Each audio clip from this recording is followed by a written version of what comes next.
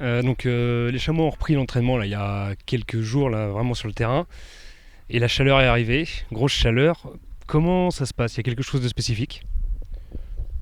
On dira que les conditions climatiques font partie de l'entraînement. Maintenant, c'est vrai que dès qu'elles deviennent un peu extrêmes, il faut prendre en considération cette chaleur et puis avoir une attitude adéquate, notamment sur l'entraînement.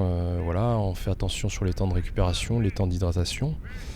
Il y a pendant l'entraînement et puis il y a surtout après l'entraînement, c'est-à-dire refaire aussi les besoins en eau, être capable aussi dans l'après-midi, sur la sieste, de se maintenir dans une pièce fraîche et sombre. Voilà, faire attention simplement à la température élevée.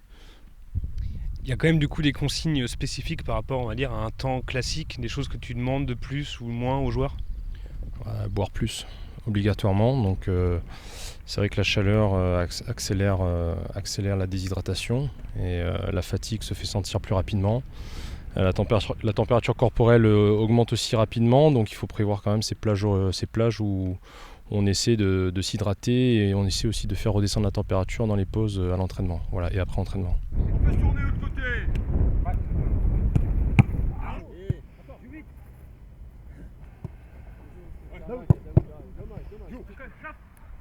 Voilà, restez là. Voilà, c'est joué ça. Les rouges sales. Et là, il y a un jaune qui peut sortir là.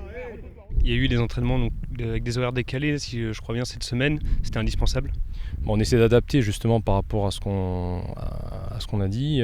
Justement, soit plus tôt, on s'entraîne également, température plus fraîche.